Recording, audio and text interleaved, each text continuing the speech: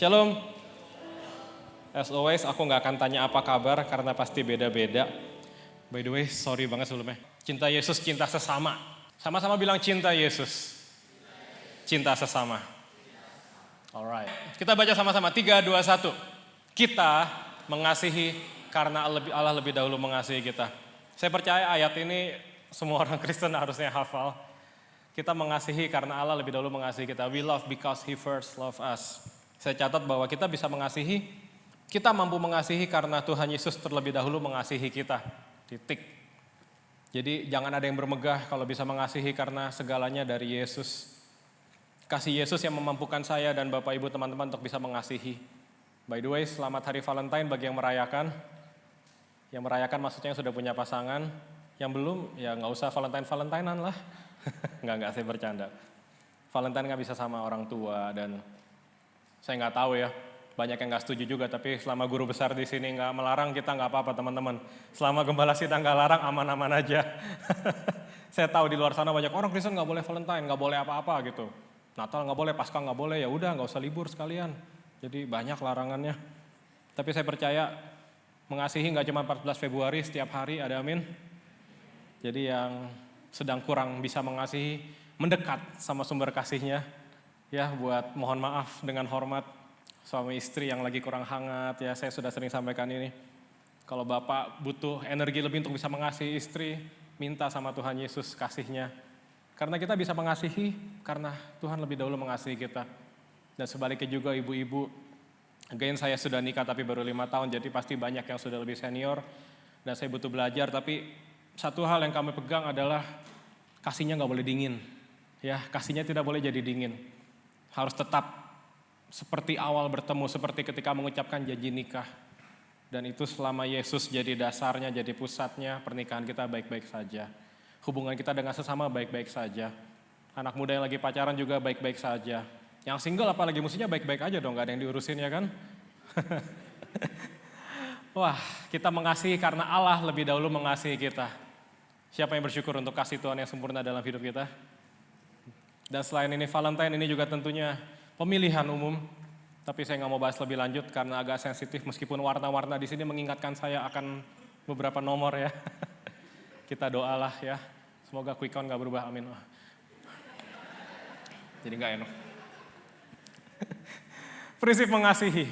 Saya catat harus dilakukan secara sengaja. Sama-sama bilang sengaja. Karena saya musisi Bapak Ibu teman-teman, yang bagi belum kenal saya musisi dan as musicians kita pakai perasaan banget. Dan kalau kita pakai perasaan bahaya. Kita bisa main bagus, kita bisa main jelek tergantung perasaan. Moodnya lagi enak nih, mainnya bagus, nyanyinya bagus. Moodnya lagi berantakan, jadi nggak enak kemana-mana. Saya pelajari bahwa mengasihi tidak bisa hanya pakai perasaan. Dilakukan secara sengaja karena mengasihi adalah komitmen. Dan saya catat mengasihi butuh dan adalah bukti dari kita taat sama Tuhan Yesus. Meskipun, ini menariknya, berlawanan dengan prinsip hidup. Dan setahu saya, koreksi kalau saya salah, semakin berumur seseorang semakin banyak prinsip-prinsip kehidupannya. Ya semakin banyak asam garamnya sudah dimakan, semakin banyak prinsip hidupnya. Dan bahayanya Bapak Ibu teman-teman, seringkali prinsip ini berlawanan sama firman Tuhan.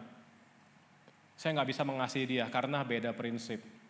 Beda pandangan hidup dan sebagainya. Tapi sore ini kita mau sama-sama rendahkan hati yang berlawanan dengan prinsip hidup kita selama berjalan bersama firman Tuhan. Kita mau taat ya, ada amin? Jadi kita bisa mengasihi meskipun prinsip kita menolak, meskipun daging kita menolak. Meskipun mungkin yang kita pelajari dulu waktu kecil Bapak Ibu tidak sesuai seperti itu. Tapi saya belajar bahwa kita harus tetap bisa mengasihi. Karena mengasihi adalah komitmen. Dan saya percaya perasaan sama komitmen ini, komitmennya harus menang. Cuma pakai perasaan ya labil. Saya sering dengar curhat, ya saya udah gak sayang lagi sama dia. Udah gak sayang lagi setelah menikah 20 tahun, telat banget ya, terlambat banget. Saya capek melayani, tapi udah 30 tahun di rumah Tuhan, kemana aja selama ini? Saya bosan pelayanan. Ya kalau pakai perasaan begitu Bapak Ibu teman-teman. Tapi kita mau belajar pakai komitmen. Yesus punya komitmen yang luar biasa. Taat sampai mati, bahkan sampai mati di kayu salib. Itu komitmen yang sulit terus terang. Sulit, tapi kita mau pelajar sama-sama, amin. Ini agak lemes ya Bapak Ibu teman-teman ya, kenapa? Jagoannya kalah atau gimana nih? Tadi malam saya nonton Dr. Slump, ada yang nonton nggak? Pada tahu nggak sih itu film rohani? Enggak saya bercanda. Dan malam ini saya mau nonton happy ending. Tapi firman Tuhan lebih penting. Nah, saya catat begini Bapak Ibu. Apakah kita benar-benar bisa mengasihi, menyembah, berkomunikasi, menjadikan segalanya pribadi yang belum bisa kita lihat? Nah, sebagai anak kecil dulu, saya pengen lihat Tuhan gimana sih bentuknya. Dan ini pengalaman pribadi, jangan dijadikan pengajaran. Tapi pernah suatu pagi saya melihat ke kaca dan saya lihat tangan besar. Sampai sekarang saya percaya itu tangan Bapa. Tapi bukan pengajaran ya, karena kalau ditanya ayatnya di mana saya nggak tahu, itu pengalaman pribadi saya. But seriously, bagaimana bisa mengasihi pribadi yang belum kita lihat? Tadi siang saya bahas buat ibadah anak muda, di sini kan beberapa juga anak muda. Pelayanan sama pendekatan sama-sama butuh pengenalan. Karena banyak yang belum kenal, udah jadian, udah pacaran, gawat. Ketemu di aplikasi, ih lucu ya, pas ketemu iya beda gitu mukanya. Kita belum melihat Tuhan, tapi kita menyanyikan Jesus I'm in love with you. Take me deeper. Itu gimana sih maksudnya? Tentu sebagian mengerti konsep beriman. Tapi saya percaya ini yang perlu kita mengerti. Kalau kita bisa lihat Tuhan, bahaya juga. Ya, secara manusia pasti mati. Nggak ada yang sanggup melihat kekudusan Tuhan saat ini. Tapi saya catat begini, sekali lagi jangan cuma sampai pakai logika dan perasaan aja. Jangan sampai seperti bangsa Israel. Musa nggak turun-turun lama, dia minta Harun buatin patung. Bangsa Israel tuh visual banget Bapak Ibu waktu itu. Mereka minta Tuhan yang bisa mereka lihat. Tapi apa gunanya terlihat tapi bukan Tuhan? Apa gunanya bisa kasih berkat-berkat jasmani tapi bukan Tuhan? Pesugihan dan sebagainya. Apa gunanya bisa kasih jodoh tapi bukan Tuhan yang sejati? Saya percaya mengikut Tuhan adalah berfokus sama pribadinya. Meskipun kita belum bisa lihat, tapi kita percaya Tuhan ada. Itu pekerjaan Roh Kudus dalam hidup kita. Tapi saya cuma pengen sampaikan poin ini begini Bapak Ibu teman-teman. Mengasihi Tuhan butuh proses. Tidak semudah itu bilang Jesus I love you. Saya menguji diri saya. Yang saya cinta Yesusnya atau berkatnya. Yang saya cinta Yesusnya atau mujizatnya. Yang saya cinta pribadinya atau hidup saya yang lagi enak. Sebagian tahu saya nggak suka cerita ini berulang-ulang, tapi saya dan istri kami kehilangan anak. Di saat itu saya tuh nanya, Tuhan yang penuh kasih, Tuhan yang maha kasih, bisa mengizinkan istri saya keguguran 4 kali. Tuhan yang maha kasih bagi orang-orang di luar sana bisa mengizinkan perang di Timur Tengah. Banyak korban meninggal. Tuhan yang maha kasih mengizinkan menurut mereka kelaparan di Afrika dan sebagainya dan sebagainya. Itu menandakan satu hal, kita terbatas untuk mengerti Tuhan. Ketika saya ngalamin, saya ngomong, tuh bisa ya Tuhan yang penuh kasih seperti itu ya. Tapi saya percaya Tuhan Yesus tetap baik. Makanya kebaikan Tuhan gak bergantung sama situasi kita. Dan saya berdoa, cinta kita sama Tuhan juga gak tergantung sama visualisasi kita yang terbatas ini Bapak Ibu teman-teman. Saya bisa sayang istri saya setiap hari lihat dia kok, saya peluk, aduh sayang banget lihat wajahnya. Kalau saya mau praktikkan konsep yang sama-sama Tuhan sulit. Dengan kemampuan saya yang terbatas ini sulit, saya butuh lebih banyak belajar lagi, terus belajar. Tapi saya bersyukur mengenal Tuhan Yesus yang meskipun sekali lagi kita belum bisa lihat, namun kita bisa merasakan cintanya, kehadirannya yang sempurna dalam hidup kita. Makanya jangan menyerah ikut Tuhan Bapak Ibu teman-teman. Lagi ada masalah terus ikut Tuhan. Pengalaman-pengalaman itu memberikan kita kekuatan. Pengalaman-pengalaman itu akan jadi satu persatu bukti keberadaan Tuhan, kehadiran Tuhan dalam hidup kita. Ada amin? Semoga tidak terlalu berat ini, tapi saya percaya kita bisa semakin dekat sama Tuhan. Makanya butuh pengenalan. Butuh pendekatan bahasa anak mudanya. Baca Alkitab setiap hari. Masuk hadirat Tuhan. Saya catat begini. Mengasihi Tuhan berproses. Saya catat Tuhan Yesus sudah terlebih dahulu mengasihi kita. Alkitab mencatat, tirainya dibukakan, aksesnya dibukakan untuk kita datang kepadanya. Jadi sekarang bagian kita untuk datang sama Tuhan, untuk mendekat sama Tuhan. Salah satu ciri anak Tuhan gak boleh manja. Manja dalam pengertian maunya disamperin terus. Allah Roh Kudus ada dalam hati kita kok. Tapi bicara komunikasi, bicara saat teduh, Alkitab mencatat kita menghampiri tahta kasih karunia. Jadi saya berdoa Bapak Ibu teman-teman kita bisa sama-sama mengambil langkah untuk mendekat sama Tuhan karena aksesnya sudah dibukakan. Ketika kita semakin dekat sama Tuhan, ya kita semakin kenal, semakin cinta pasti. Ibrani 4 ayat 14. Karena kita sekarang mempunyai imam besar agung yang telah melintasi semua langit, yaitu Yesus anak Allah. Baiklah kita teguh berpegang pada pengakuan iman kita. Dan seterusnya Bapak Ibu teman-teman bisa baca nanti. Bersyukur punya Tuhan yang gak jaim, saya catat Tuhan yang membukakan aksesnya, kita bisa hadir datang tanpa ada penghalang. Makanya minta didoain gak salah, saya berkali-kali sampaikan itu. Pak pendeta doain saya dong, Bu doain saya, gak salah kok. Tapi Anda perlu sadari Bapak Ibu teman-teman bahwa sebetulnya kita bisa datang sendiri sama Tuhan. Ya dalam beberapa kasus tentu perlu didoakan ya pelepasan ya kan dan sebagainya. Tapi ingat bahwa kita bisa datang sama Tuhan. Sesekali minta didoakan gak apa-apa tapi jangan manja. Doain saya dong Kak, doain. Kamu bisa doa sendiri kok. Bisa doa sendiri. Kita harus meluangkan lebih banyak waktu sama Roh Kudus, saya berkali-kali sampaikan ini. Baca Alkitab, berdoa saat teduh. Semakin sering baca Alkitab, dengan sikap hati yang benar ya. Karena kalau sikap hatinya gak benar, berpotensi jadi orang-orang Farisi, ahli-ahli Taurat. Mengkritisi terus. Tapi selama kita baca dengan kehausan, dengan kerinduan, hasilnya pasti satu, semakin cinta sama Tuhan. Pasti semakin cinta sama Tuhan Yesus. Ada amin? Kita butuh baca Alkitab setiap hari supaya kita semakin mengerti pribadi Yesus seperti apa sih. Saya akan lama di sini ya, habis ini saya bahas kasih dengan sesama. Tapi mengasihi Tuhan ini penting untuk jadi dasar kehidupan kita. Kita mengasihi karena Tuhan sudah terlebih dahulu mengasihi kita. Sekarang bagian kita untuk semakin bertumbuh dalam mengasihi Tuhan. Di akhir zaman ini jangan hanya sekedar beriman sama Tuhan. Tuhan punya iman, Tuhan sembuhkan saya, Tuhan berkati saya. Jangan cuma sekedar melayani supaya masuk surga, berbuat baik. No. Masuk dalam cinta yang lebih dalam sama Tuhan. Saya bersyukur punya Tuhan Yesus, satu-satunya Tuhan yang punya konsep mencintai dan dicintai, mengasihi dan dikasihi. Itulah kenapa hubungan sama Tuhan Yesus, kekristenan itu begitu intim, karena semuanya tentang kasih, teguran dalam kasih, nasihat dalam kasih. Yesus begitu mengasihi kita, karena begitu besar kasih Allah akan dunia ini. Dan gak akan ada habisnya membahas kasih. Tapi saya catat sekali lagi, berproses. Sekarang bagian kita untuk meresponi dengan benar cinta Tuhan. Cinta Tuhan harus diresponi Bapak Ibu.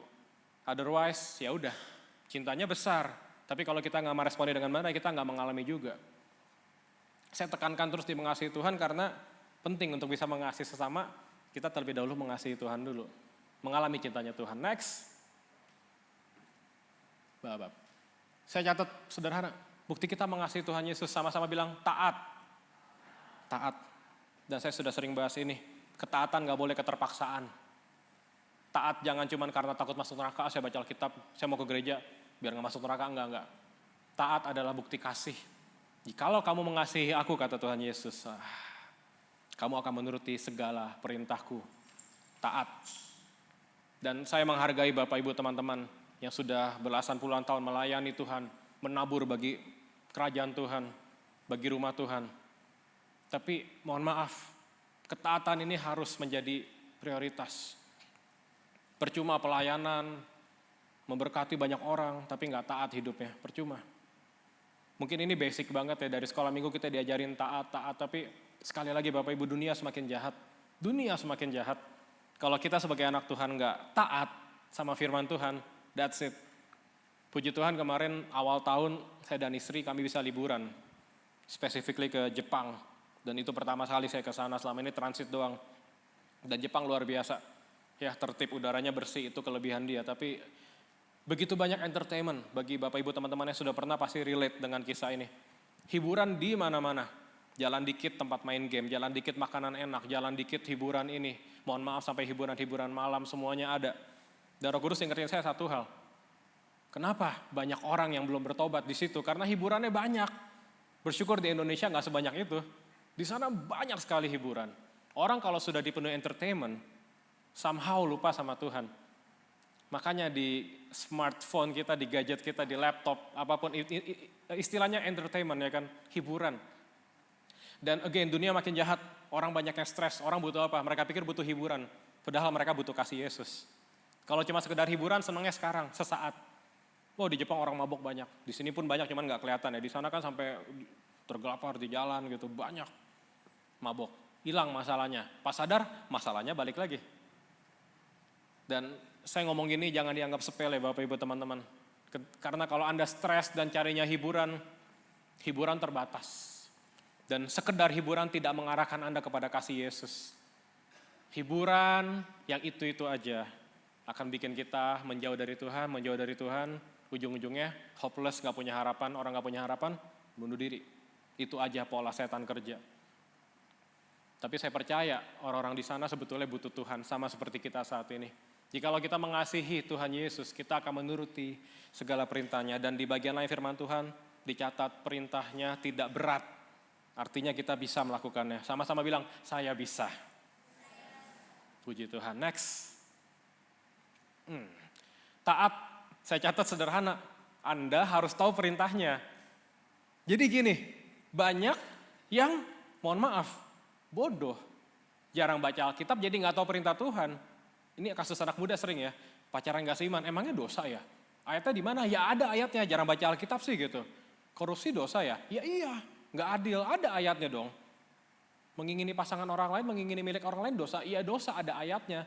Cuman gak tahu karena gak pernah baca Alkitab. Atau jarang baca Alkitab, atau pilih-pilih aja ayat yang mau dibaca.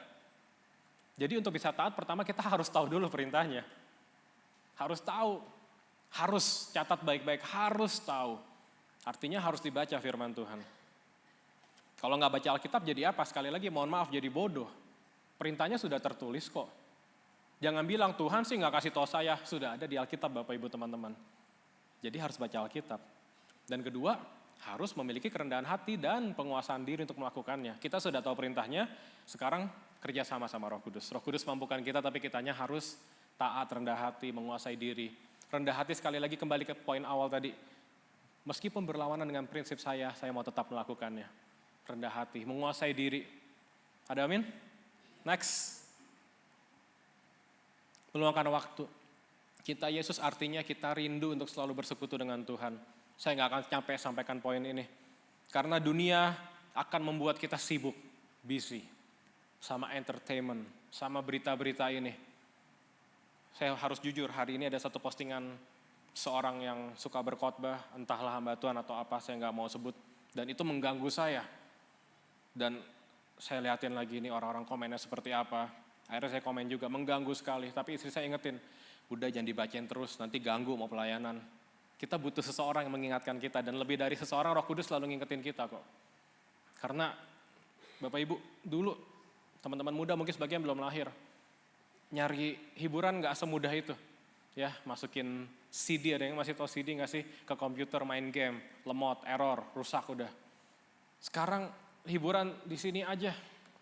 Dan gak habis-habis. Saya dulu sempat ketergantungan main HP, jadi saya ngerti betapa tidak terbatasnya hiburan. 5 jam aja non-stop kita main gak bosen rasanya. Karena akan banyak sekali hiburan, musik, film, politik, semuanya ada. Tiba-tiba hari sudah gelap. Wah baru main HP. Tapi saya belajar ketika kita mau mengasihi Tuhan, kita mau bersekutu dengan yang meluangkan waktu sama Tuhan Yesus. Ini pro kontra, ada yang bilang harus pagi dong, karena kan berkat Tuhan selalu baru setiap pagi gitu. Tapi buat saya sih bebas aja Bapak Ibu ya, mau pagi, mau siang, mau sore, mau malam. Yang penting tenang, yang penting waktunya tidak diganggu siapapun. Saya mau bicara buat pelayan-pelayan Tuhan yang saya kasihi, jangan sampai terlalu sibuk melayani, lupa punya waktu sama Tuhan. Jangan sampai kebanyakan jadwal melayani, jadi gak punya waktu bersekutu. Sia-sia juga pelayanannya. Next. Kita masuk poin mengasihi sesama. Siapa di sini yang mengasihi orang di sebelahnya boleh angkat tangan? Ya. Saya sendiri iya, yang sendiri nggak apa-apa ya. Yesus mengasihimu ya. Ini kan gereja keluarga ya, jadi mesra dikit nggak apa-apa lah ya, Bapak Ibu, teman-teman, ya kan. Yang belum nikah nggak usah genit ya, nggak usah genit. Kita lihat pegang-pegang gitu, jangan ya. Kusta nanti lo, enggak bercanda. Tapi saya to the point aja, saya nggak mau jadi motivator. Yang Roh Kudus taruh di hati saya gini, Mengasihi sesama harus dilakukan dengan pengertian yang benar. Pengertian yang benar itu apa? It's all about Jesus. Semuanya tentang Yesus. Maksudnya gimana? Tentang mengarahkan orang lain kepada Tuhan. Agar mereka semakin mengenal Tuhan, mengalami Tuhan. Melalui kasih yang kita berikan. 2 Korintus 3 ayat 2. Karena kalianlah saya dan Bapak Ibu teman-teman yang merupakan surat pengantar kami. Cara hidup kalian ibarat surat Kristus yang bisa dilihat dan dibaca oleh semua orang. Surat itu ditulis bukan dengan tinta melainkan dengan roh Allah yang hidup. Dan bukan diukir pada batu melainkan di hati manusia. Nama kalian juga terukir dalam hati kami. Kita ini surat terbuka Bapak Ibu teman-teman. Ketika orang lain melihat kita, mereka tahu kita anak Tuhan melayani di gereja. Orang Kristen itu aja KTP-nya Kristen aja. Suka nggak suka, sadar tidak sadar, sudah ada tuntutan dalam pikiran mereka. Ini orang harus baik nih, ini orang harus beda. Kenapa anak Tuhan? Kenapa Kristen dia, pelayanan dia. Sudah ada tuntutan semacam itu. Dan izin menyampaikan, tidak semudah itu juga memenuhi ekspektasi itu. Saya sempat gagal juga. Saya musisi dan berapa kali mungkin berbuat salah di luar. Mungkin mainnya nggak salah tapi attitude yang salah, datang terlambat dan sebagainya. Itu saya malu gitu karena saya tahu dalam hati mereka secara nggak langsung ada tuntutan. Kok anak Tuhan gitu? Ada pertanyaan-pertanyaan seperti itu. Kita surat terbuka. Harus dilakukan dengan pengertian yang benar. Makanya saya catat jangan sampai egois. Jangan tidak mau mengasihi for the sake of prinsip kita. Jangan tidak mau mengasihi karena lebih suka menyimpan dendam. Ya tentu sudah banyak yang bilang kalau dendam tuh nggak baik buat kesehatan dan sebagainya. Tapi izinkan saya menyampaikan point of view yang berbeda. Kita mengasihi demi nama Tuhan Yesus. Supaya mereka bisa merasakan kasih Tuhan. Iya saya tahu orang itu jahat banget Bapak Ibu sama Anda. Anak-anak muda disakiti. Jahat banget. Tapi yuk belajar mengampuni, mengasihi. Supaya mereka mengalami kasih Yesus. Jadi semuanya tentang Yesus. Karena begini, tanpa disadari, banyak momen di mana sebetulnya kita bisa membagikan kasih. At least pengalaman saya pribadi. Berapa kali di jalanan, ya kan, mohon maaf pengendara lain mungkin berkendaranya nggak sopan. Respon pertama saya pelototin gitu. Terus pergi orangnya kan, Roh Kudus ingetin, kenapa nggak disenyumin? Iya juga ya, tapi terlalu sebel kan. Menjatuhnya sembarangan gitu, tapi mungkin itu satu-satunya momen seumur hidup saya ketemu orang itu. Mestinya saya senyumin ya, Tuhan berkati gitu kan. Dalam hati gedek gak apa, Tuhan berkati gitu. Bukan fake ya, bukan fake, enggak. Kita menguasai diri Bapak Ibu. Banyak momen di mana sebetulnya kita bisa memberikan kasih di media sosial contohnya. Ada orang, nyebelin banget nih kita katain ya, bla bla bla bla bla bla. Mestinya bisa kita memberikan kasih buat dia. Aku tidak mau menyamakan Bapak Ibu teman-teman. Saya tidak mau menyamakan, tapi seringkali kita sulit mengasihi karena apa? Karena punya ekspektasi, harapan. Mohon maaf banget. Kalau sama orang sakit jiwa, orang dengan gangguan jiwa ya, mungkin gak boleh sebut istilah itu. Kalau dia ngatain kita mungkin gak sakit hati. Ya udahlah maklum, kesian dia. Sama anak kecil gitu kan, ya kita gak sakit hati. Tapi ketika dia hamba Tuhan, ketika dia orang tua kita, ketika dia orang yang dekat, saudara seiman, itu berat di situ. Next. Jadi saya tuh lumayan mengerti ya, kenapa Daud nih berkenan di hati Tuhan. Karena Daud ketika sakit hati, Daud curhat sama Tuhan. Mazmur 55 ayat 13 sampai 15 ini menarik sekali ya. Daud bilang, sekiranya musuh yang mencela aku masih bisa tahan katanya. Sekiranya lawan yang menghina aku masih bisa bersembunyi dari dia. Tapi justru engkau, ini bahasa Indonesia masa kini mencatat rekanku, sahabatku, kawan dekatku yang mengkhianati aku, kata Daud. Bahkan dicatat dahulu kita bergaul dengan ramah dan biasa beribadat bersama-sama di rumah Tuhan. Artinya orang percaya nih yang menyakiti kita. Again, kalau dia sudah orang percaya, dia sudah yang Daud tulis ini, rekan, sahabat, kawan dekat, bergaul dengan ramah, ekspektasi makin tinggi. Dan seringkali ketika ekspektasi tinggi, kita sulit mengampuni, sulit mengasihi. Kurangi ekspektasi, perbanyak baca Alkitab. Kurangi ekspektasi, perbanyak belajar dari Yesus. Karena kita nggak akan bisa dipuaskan oleh manusia, Bapak Ibu teman-teman. Kita nggak akan bisa mendapatkan perilaku yang sempurna dari orang lain. Orang lain bisa menyakiti kita, kita pun bisa menyakiti mereka. Tapi sekali lagi saya cuma pengen kita sama-sama sadar, kita mengasihi mereka karena semuanya adalah tentang Yesus. Kita mengampuni mereka karena semuanya adalah tentang Yesus.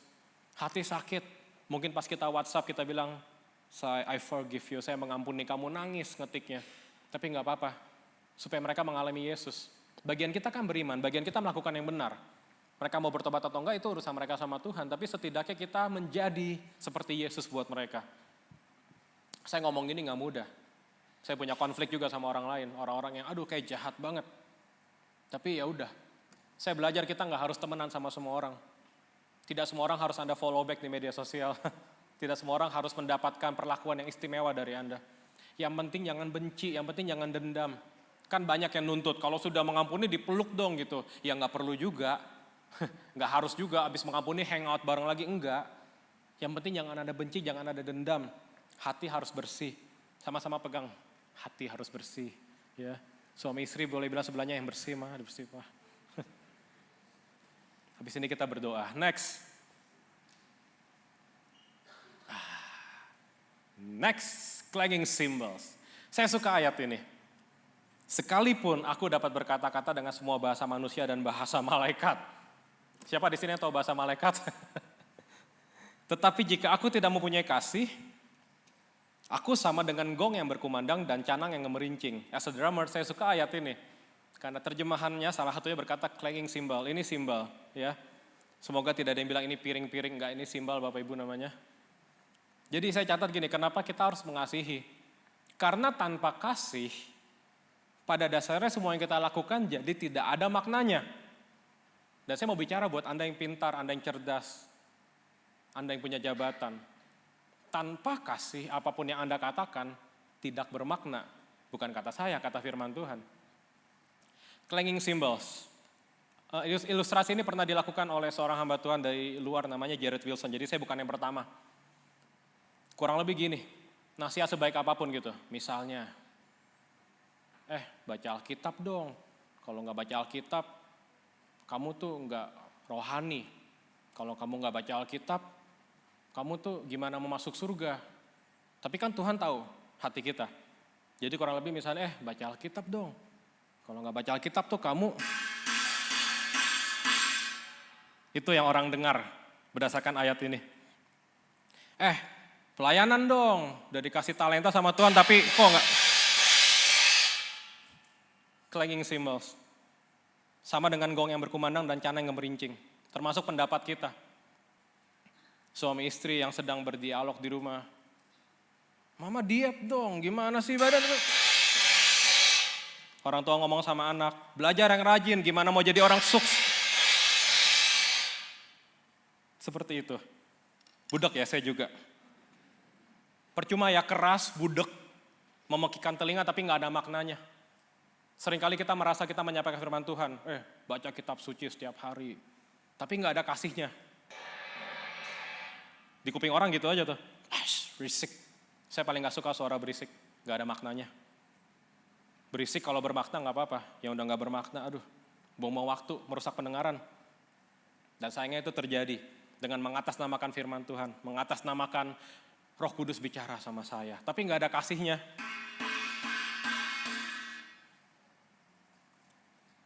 Love God, love people. Segala sesuatunya harus didasarkan pada kasih. Sekarang saya semakin mengerti, belum sempurna pengertian saya, tapi saya semakin mengerti ketika Yesus bilang, yang terutama ialah kasih. Saya suka bahasa roh Bapak Ibu teman-teman. Saya percaya bahasa roh nggak berdosa, bahasa roh membangun hidup kita. Menyampaikan keluhan yang tidak terucapkan. Tapi Alkitab mencatat bahasa roh pun akan lenyap. Kasih yang bertahan. Nanti di kekekalan pun kita akan terus mengasihi. Tapi sekali lagi di dunia, jangan sampai yang kita anggap kasih cuman begini. Ada amin? Next. Ini sudah. Ini terakhir, mengasihi diri sendiri. Saya berkali-kali membahas ini dan saya harus meneguhkan hati saya karena kalau saya menjelaskannya salah, orang-orang berpikir, kok egois gitu. Tapi actually ini Alkitabiah. Mengasihi diri sendiri artinya begini, Roh Kudus gak pernah mau jadi kita jadi pribadi yang egois, ada amin? Roh Kudus tidak pernah mau Bapak Ibu teman-teman jadi egois. Oh ya, kita kan tahu joy, Jesus first, other second, you are last. Ya kan, jadi Yesus dulu sesama baru diri kita. Tapi bukan berarti diri kita ditiadakan. Memang Yesus tidak mau kita menjadi pribadi yang egois. Tapi juga Yesus tidak mau hidup kita berantakan. Nah, di tengah dunia yang, izin saya memakai istilah ini, penuh dengan orang kepo ini, orang-orang yang peduli sama urusan orang lain melebihi kapasitasnya. Kita harus hati-hati menjaga sikap kita. Saya ngerti mengidolakan seperti apa bentuknya. Ada orang-orang yang standby di media sosial idolanya. Ketika dia post akan jadi first comment. Ketika dia ngerasa artis idolanya badannya terlalu kurus akan diingetin makan gitu kan. Ketika dia merasa mohon maaf terlalu gemuk, diet gitu kan. Ketika dia merasa make up-nya salah, wah nggak bagus tuh Uni diganti dong opa. Tapi kenyataannya belum tentu dia ngerti apa yang disampaikan.